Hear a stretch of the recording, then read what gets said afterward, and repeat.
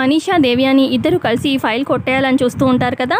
ఇక అర్ధరాత్రి నైట్ 1 అవుతుంది. ఇక మనీషా దేవ్యాని గదిలోకి వచ్చి, ఆంటీ నైట్ 1 అవుతుంది ఆంటీ, మనం ఫైల్ కొట్టేయాలనుకుంటున్నాం కదా, త్వరగా రెడీ అవ్వండి అని చెప్పి అనగానే ఇక దేవ్యాని తన మొహం అస్సలు కనిపించకుండా ఇక తను ముసుగు వేసుకుంటుందన్నమాట. ఒక బ్లాక్ డ్రెస్ వేసుకొని ఫేస్కి కూడా మాస్క్ వేసుకుంటుందన్నమాట, కనిపించకుండా కళ్ళు మాత్రమే కనిపించేలాగా.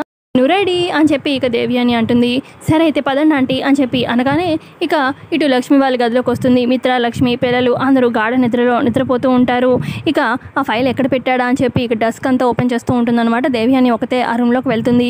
ఇక ఫైల్ తీసుకురావడానికి ఇక ఫైల్ తీసేసుకుంటుందన్నమాట. ఇక దూరం నుంచి మనీషా ఇదంతా అబ్జర్వ్ చేస్తూ ఉంటుంది. దేవ్యాని గదిలోకి వెళ్ళి ఫైల్ తీసుకొని వచ్చేస్తుంది బయటికి.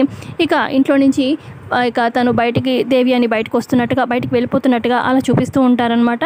అయితే అదే టైంకి దేవ్యాని గదిలోకి దేవ్యాని వాచ్ కొట్టేయడానికి వస్తారనమాట వివేక్ అలాగే జాను. అర్ధరాత్రి సేమ్ అదే టైంకి ఇక రూమ్లోకి వచ్చి, జాను వాచ్ దొరికింది అమ్మది అని చెప్పి వివేక్ చెప్తూ ఉంటాడు.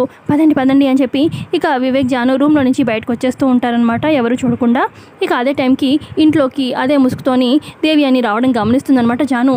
ఏమండి దొంగండి అని చెప్పి అనగానే, ఇంట్లోకి దొంగ వస్తాడా, వీడి పని చెప్దాము అని చెప్పి వివేక్ జాను ఇక ముసుగులో ఉన్న దేవ్యాని దంచేస్తూ కొట్టేస్తూ ఉంటారు. ఇక ఇదంతా చూస్తున్న మనీషా, అయ్యో ఆంటీ ఇరుక్కుపోయారుగా అని చెప్పి ఇక అలా చూస్తూ ఉండిపోతుంది.